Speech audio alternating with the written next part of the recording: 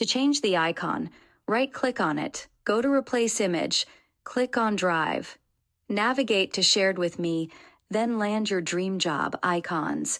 Select the icon that you want and click on Replace. If you want to add another icon, we have to do a few things before. Right-click on the section and go to Table Properties. Set the table border to black. We did this to show you how this section works. We are going to remove the black border afterward. Right-click at the end of the LinkedIn URL and select Insert Row below. Now we are going to copy the icon from above by pressing Ctrl and C for Windows or Command and C for Mac. Then click on the next row and press Ctrl and V or Command and V. Now repeat the step explained before to change the icon.